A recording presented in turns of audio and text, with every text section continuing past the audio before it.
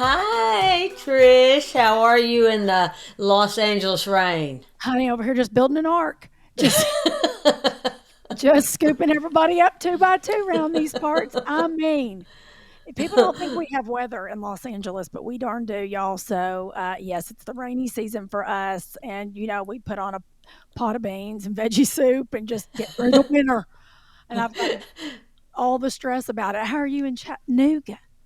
Oh, we have a beautiful day in Chattanooga. It's chilly at night, but it's been up around 60 during the day and sunny. And It's so spring. everything's, yeah, well, for a minute, Yeah, it's it's that fall time of spring. year where you never know what you're going to get. That is the beauty of the South. We get this beautiful like window in what's technically winter, right? That is like fall, spring, and then you get second winter before the fall and snow happens. Well, and things start to bloom early, Yep, and it's like, yay, it's getting warm, and then it freezes and everything. Yeah. that's exactly what happens, and you're like, oh, we're back in a ditch. It is. It is the beauty of the South. People don't realize how we roll down there. Well, I'm excited, to see you because I know we've both been on the road, and it's a joy to even get to squeeze you virtually.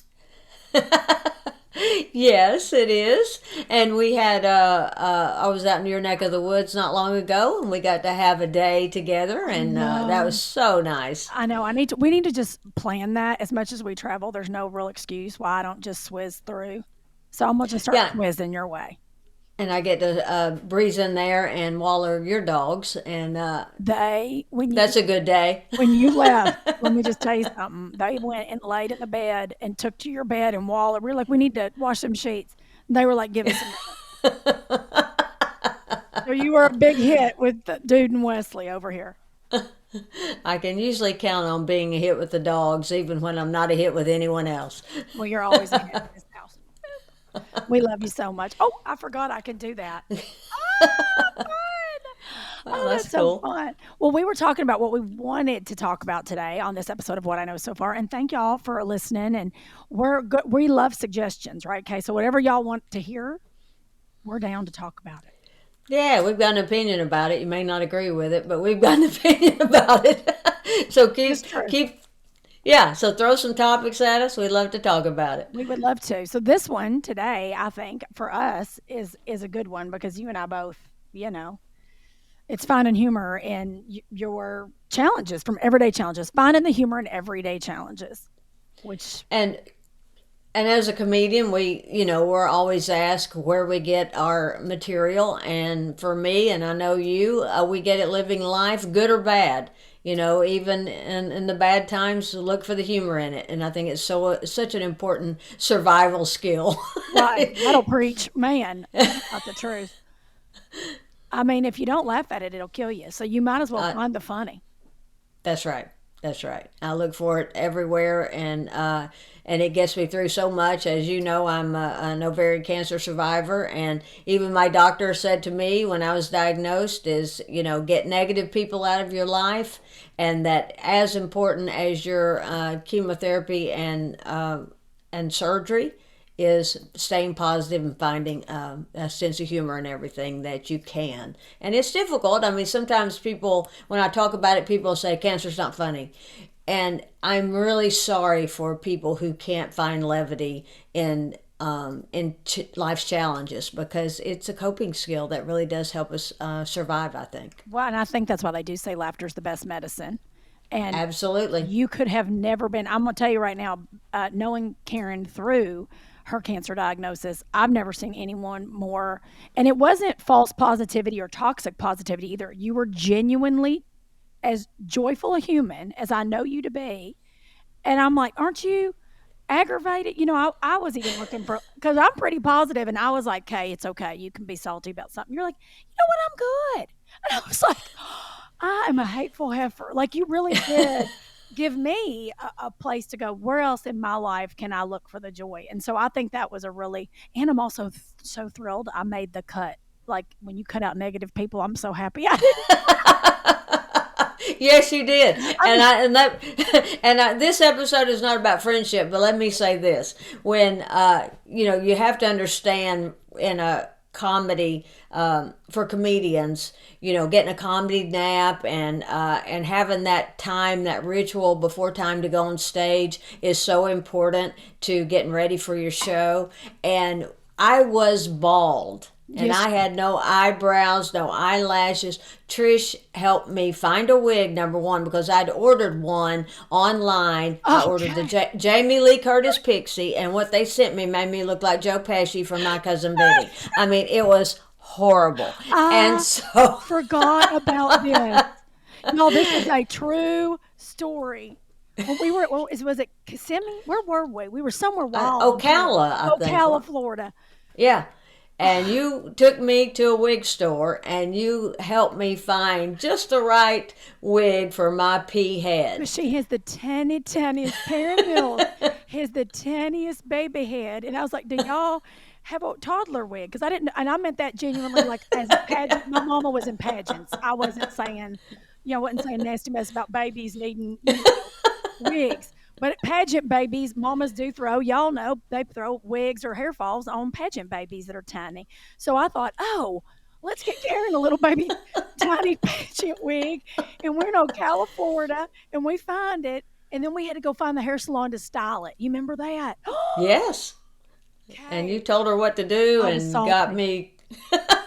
I did not want Kay looking like Shirley Temple / Jean Benet. I wanted it to be Kay cute. And it really, she did a great job. That was She did a great job. And the point I was making before was that for your time, for you to get ready for a show, Trish goes and takes an hour early to get ready for a show. And that's like a day for a comedian to cut that out of her pre-show. And so she could take the time to do my brows and my lashes and do all the things so that I felt good going on stage. And that meant so much to me. It really did. well, honey, I do it a million times over. And praise God we don't have to. But yeah, I'll always lay a lash for UK. And I'd return the favor, but I can't even lay a I lash know on it. you'd have it up on my brows. Yeah, you look like you'd been attacked by a pipe cleaner or something. I mean, I just can't even do it. Well, I'll tell y'all, this is a sad fact. Growing up at the funeral home, I can do anybody else's makeup but my own. That's why I need the hour because I'm awake and sitting upright. And I'm not being funny. If somebody's laid down and their eyes closed, no problem. I can make you look gorgeous, darling. But when someone is awake and moving, I'm like, so I don't even know how to put lashes on myself. It's embarrassing. But somebody else, lay down, take a nap, I'll make you look darling. So But humor was such an important part of going through that whole cancer journey, and it doesn't matter what the challenge is. Everybody's got something, that's and right. we all have to try to navigate life through humor. I believe. I mean, that's your best shot. If that ain't the truth, honey, I'm telling you right now, if I think about all the things, you don't realize how much life you've accumulated with somebody until you go back. Like you just saying that, I that seems like a blip on the radar, and I'm grateful that such a big, serious. And I'm not making any light of what a cancer journey was because it really, but I mean, so grateful that you treated it as a season and not your entire story, and we get you forever. I'm just willing that to be. I'm gonna make you a vampire. I'll have you around to 175 if I get my way. But that we get to look back at that and that be a joyful laugh of what that was. You know what I mean? That just to think about how fun that was having to go get you a wig and how you looked at it with great joy. And I was tickled because I was like, oh, we're making Kay a beauty queen. This is happening. Like I was on team do. And I think that's a huge part of finding that joy and that levity no matter what.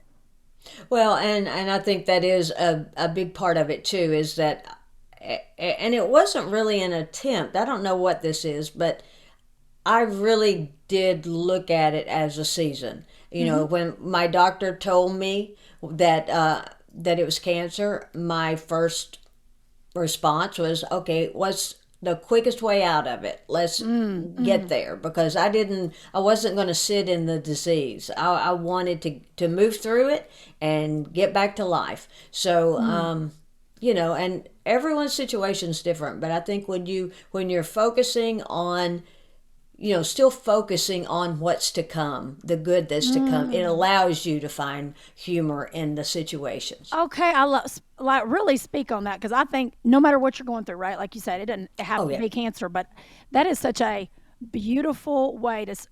My new word, for 2024, 2023 was thrive. I'm going to thrive. I'm going to be better. My word for 2024 is reframe. It is reframing the things, no matter what, no matter how, you got to reframe it. Even if somebody cuts you off in traffic, I'm now like, reframe that man who may be a little bit of a hateful butthole has kept me from an accident I don't know about. That's what I tell myself now instead of like, I want to hunt you down and, instead of You're that, right. everything is a reframe. And what you just said beautifully is the ultimate reframe to me. I'm not ready to be anywhere else. I've got a life to do. What's the plan? Reframe. Like you weren't about to sit and stew in it, and you didn't. No, and I didn't, and it's. I think it's so important when I speak to different cancer events and that kind of thing. I really, I can tell a lot of people really struggle with humor around any type of whether it's disease or hardship or anything. That's right. But I believe it helps you get to the other side. It's it's what keeps us out of the darkness.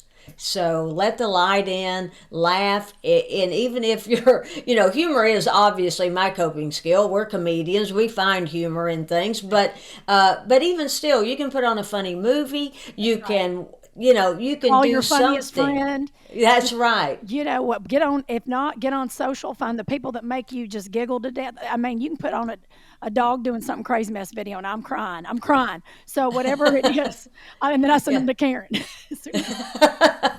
As soon as that's I right. find them, I was like, "Okay, here you go."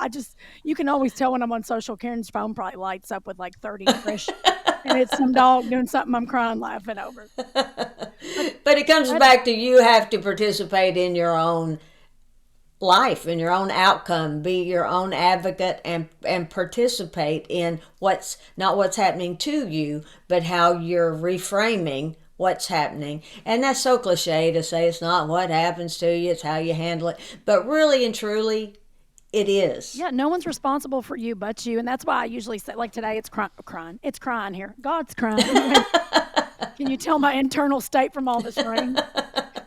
It's raining here, and I always say when it's like this, you got to bring your own sunshine. And there are days, even when it's sunny, I have to bring my own sunshine. Like things are, not rolling how I thought they were going to roll. I'm like, it's okay. Bring your own sunshine. And again, I don't think that's toxic positivity. That's me realizing I control how everything's going to roll. If somebody's salty to me at the grocery store, I can't be salty the rest of the day. Who am I? I'm just like, love and light. Have a great one. That person's still got to be them in their butthole state. I don't want anybody to think that about me. So I go, dust it off, keep it pushing. I hate whatever they're going through. Hope it comes out better for them. And I literally just kind of physically, I'm wiping myself, y'all. Like I literally dust it off. Like I know that sounds crazy. I've gotten in my car and dusted myself off. Like, ooh, that energy. That might be weird hoodoo voodoo. I don't know what it is, but it's my like I've got to shake that off in the words of Taylor Swift. Because I'm not going to let it interfere with how I want to be the rest of the day. And by the way, that can also be your own family because I love my mom will listen to this eventually. Probably not because she didn't really pay attention to what I do, but my mama, my mama, I love her to death. There are people you have to love from afar because they just they get in their own way. And so I love my mom so much. Karen, I've talked about this. My mom's aware. Y'all, anything I say on here about my mom, I've done said to her face. So don't be like, you should really talk to your mom. Don't worry. Don't worry. Your girl has said all this to this, and she's aware. And some people just get in their own way, and you don't love them less, but you learn not to let their ways get in and seep into you because we're all sponges. So you got to watch what seeps into your daily world. Love her to pieces. Some days I don't like her. It's taken me a lot of therapy and dollars to say that. But I'll tell you, I was telling Kay this story because it's just funny to me. And again, I was raised in a funeral home, so please understand our odd, dark sense of humor. So I've had dark humor since a small child. My mom calls me out of the clear blue, out of nowhere, and she never calls. She's a texter, my mama. And she goes, "Hey, listen, you might want to go have your blood done.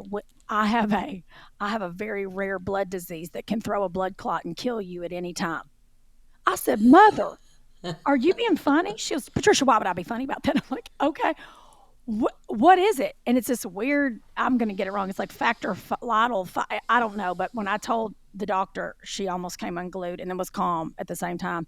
And I asked my mom, I said, how long have you known that you had this? She said, 15 years.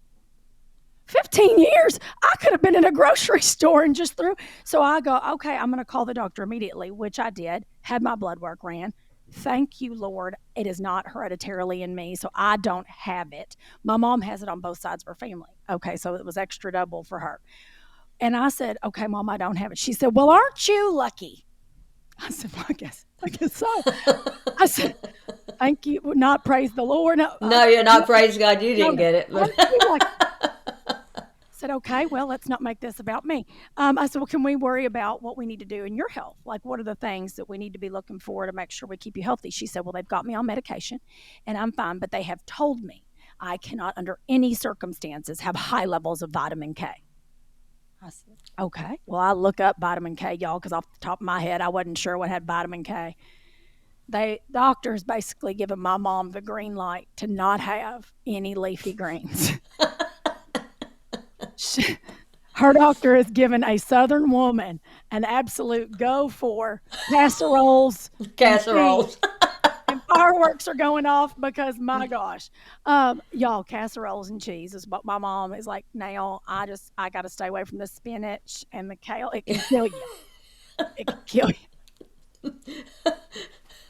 Okay, what? I was like, okay, Mom. Well, are you getting any vegetables? Well, Lord God, Patricia, yes, I love broccoli and cheese soup, and there's broccoli in there. And I was like, okay, smell, okay. Well, as long as you're staying healthy and on top of it. So this is what I deal with when you've got to find the funny in the challenging times. Because I thought, great, I am thankful I don't have this rare blood disease. I'm not thrilled my mom has it, but we're managing it with medication and having her blood done every 3 months, which very well done. But that she feels in her whole soul that she can't eat any more greens ever again. For Well, she will die. doctor's orders. Doctor's orders. Don't nobody touching the spinach or it's Aunt Judy. I mean, so anywho, I thought y'all would find that hilarious. I just, you got to laugh at the funny. I'm sure one day it'll be a story on stage. But when she told me, and this is all very recent, y'all. This has been in the last 3 months. So here I was going through the emotions of, oh gosh, I have a crazy disease that I travel so much, I could have a blood clot at any time. Oh, thank the Lord I don't have it. To my mom's got it. What do we do? Honey, And to give a Southern woman a green light to a casserole, there's nothing. there's nothing funny in a Popeye spicy chicken sandwich, not a trace of kale. My mom is thrilled. Thrilled. That's too funny. I know it, girl. I'm telling you, as soon as she said it, the first thing I thought is, how do I do this on stage? Like when the words, I can't touch kale, it killed me.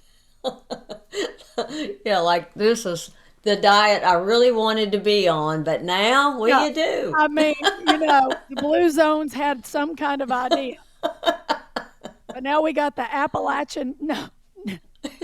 Appalachian Zone full of Reese's peanut butter cups and casseroles.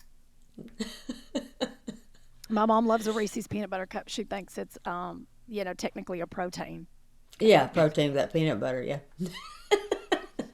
I understand that thinking. I did look. I'm not mad at her. I'm allergic to dairy. If there was a dairy-free version, I would pop those like vitamins. Not mad at that. Not mad at that at all. Oh my Lord. I was trying to think of something else that for us, levity wise, that really, and I mean, you probably got 100 of them, but I also think too, because Karen and were such nutty animal rights humans.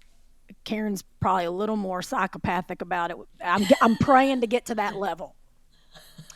Karen and I both have a unnatural. It's not unnatural. It's motherly, like I birthed it.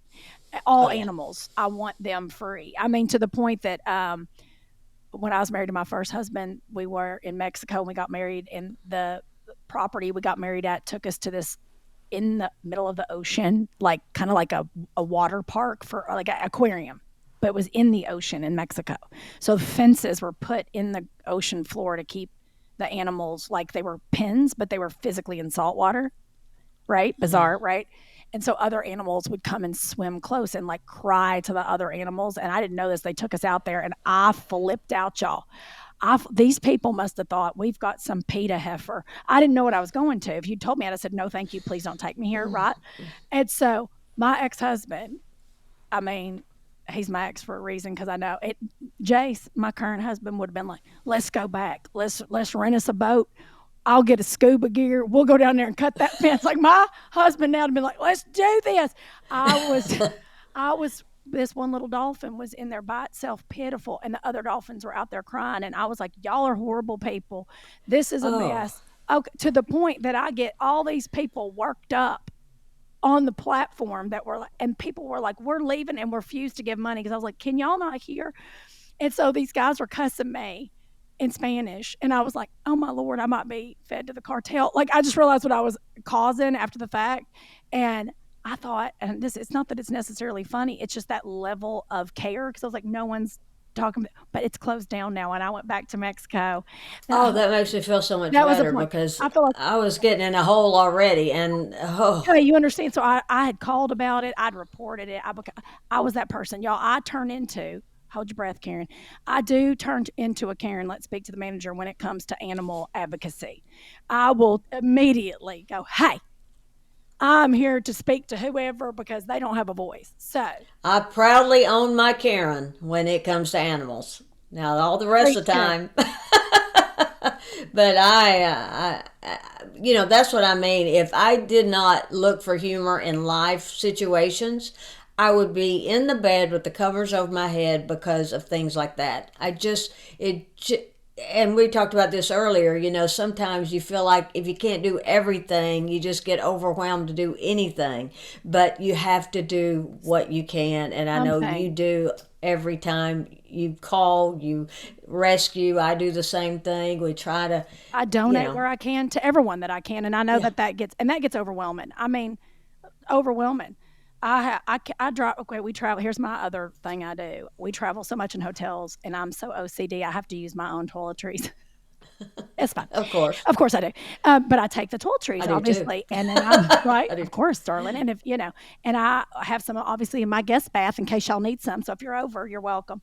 But I make little Ziploc bags, and then I keep them in my car if I see someone on the road that's unhoused and I'll just put stuff in there. And I buy a bunch of washcloths on Amazon, and so I have washcloths and toiletries and gum and travel toothbrushes, and I'll just be like, hey. And so when I'm driving, there's like I have a little organizer in my front seat, and I keep a bunch in there. And so when I see people, I'm like, I don't necessarily have money to donate, but you know, I stayed at a Darlin AC hotel last night, and this lotion is good. And I know it's cold right now, and you have dry hands. Would you like some of this? And I'll say 90% of the time, people are so thankful that I even gave a care kit. Some have been a little salty, like, no, I wanted cash. And I was like, I, Yeah. I, I do too. Trust me, I do too. But this is what I have to offer today. And I will say, genuinely, 90% of the time, people are like, thank you. Like, Grateful. people don't think about that. But that's the little things I know I can do to bring, and I love seeing the smile. First couple of times I ever did it, I never thought about the smile, and I got it from, what was that charity that Leanne Morgan, one of our dear friends, she does a thing in Knoxville, Tennessee, where they Care cuts. care cuts. Thank you. And the years ago, I mean, this has been forever ago. We were on the road, and she came and knocked on my door, and she's like, Trish, hand me all your toiletries. And I was like, what? And she's like, I need them all. She's like, well, we've got to go do haircuts tomorrow. I was like, what?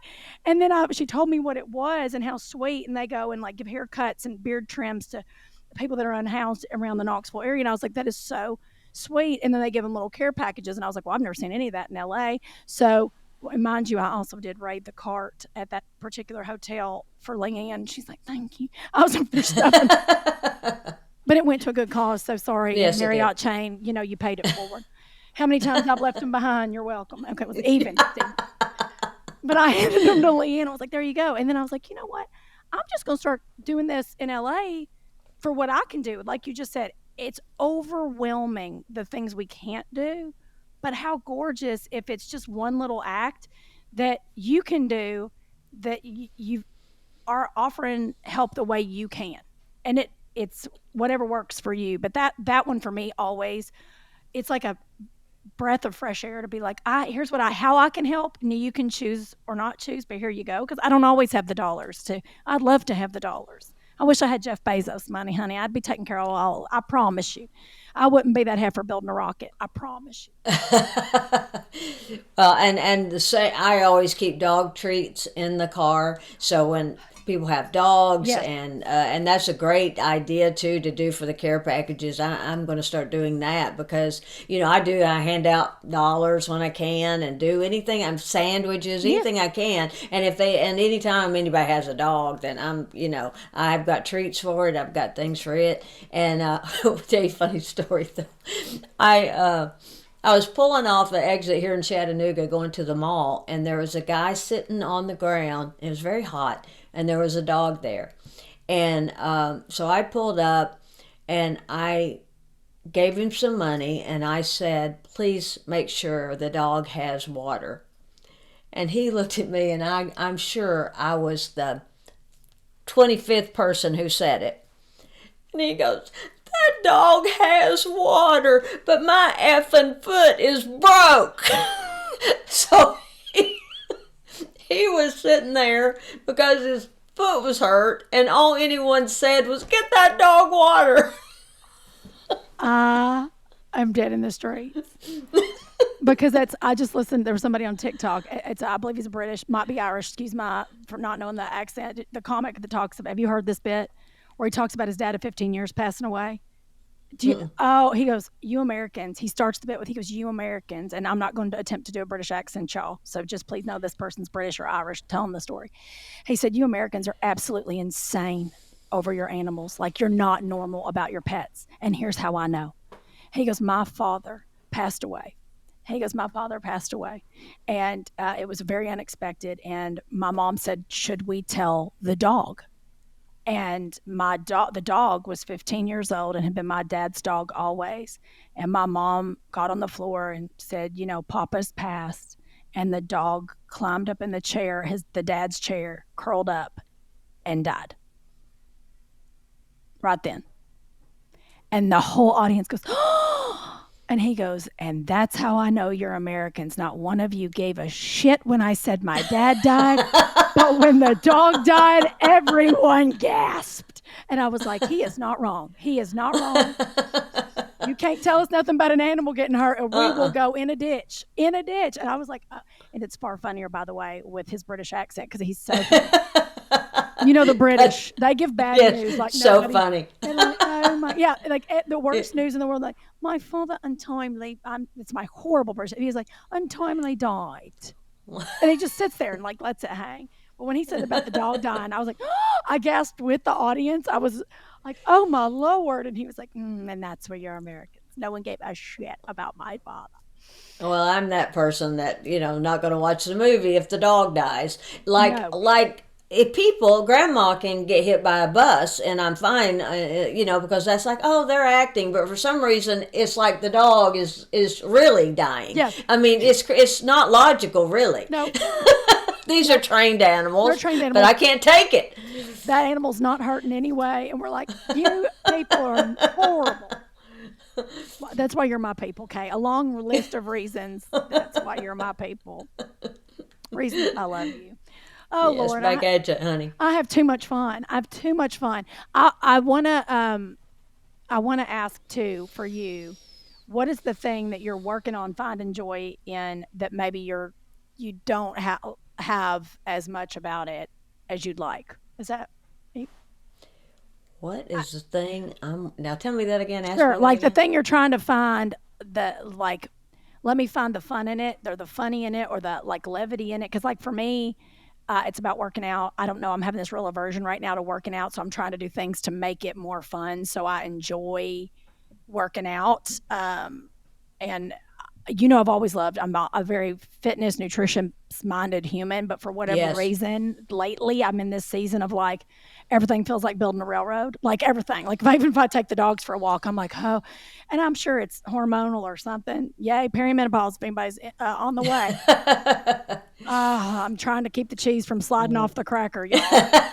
Yes, welcome to that stage of life. Oh, me. But I'm really struggle busing trying to find like the full joy levity in uh not my health. I'm so grateful for my health. It's in the like, I'm so stoked to work out today. So how can I make The, it fun, right? And I don't have yeah, that. So I was in the wondering if there was daily. something. Oh, there's something. Yeah. There's something with just the number of trips I've had around the sun. I am, just aging in general. Honey, but I it want all gets your secrets because you look amazing. Kay looks, oh, she's got a big birthday coming up in April, y'all. We got to celebrate it big time, Kay. and I just, it gets hard. I work constantly to try to keep my posture, Oh, that's true. because that's such a telling I didn't think about when it that. comes to aging. And see, I was in that car accident that broke my neck, and so I have a little roll on my back, and I so self-conscious about it, and I feel like it ages me. And so I'm always working on my posture. And I heard Jane Fonda say that, how Oh, fabulous she looks in her 80s. And she said, it's posture. You start seeing somebody bent, her oh, shoulders that's not so. back. Yeah, it's huge. And balance is huge. Physical therapy after my accident, the physical therapist said, how often do you march? And I said, huh? He What? said, he said, how So often do you bizarre. march? And I said, well, I think about the last time was seventh grade, maybe, when my mom told me to march back to my room and finish my homework. I mean, I don't march. And he said, it's huge. He said, high knees, and you should march every day, and because balance is huge for aging. And so, I march every day, and I pull my shoulders back Yes. I saw you and do march all at the same time. that. Can you please video that? I I want will. you to give us a tutorial of that. Because I'm all about if I can kill two birds with one stone and take less time doing it. So, Isn't that the truth? If I can do anything, if I can multitask, especially health, I mean, in the mornings, y'all, we need to do a whole other episode on how morning routines and how we keep it together on the road because I get asked that a lot. I'm sure you uh-huh. do too because we it's not a normal life we live, but it's super fun. And you have to find again the joy in that, but it's taking care of yourself or the cheese slides off that cracker, honey. I know. And so to answer the original question, I do a lot of humor on aging. I have to find the humor in it because I can't stop it. I don't, the alternative is not good. So Nope, so you've got to I can't get in a hole about it. that's I've right. got to I've got to find the light, find the levity, keep laughing about the things I can't change, Preach on it.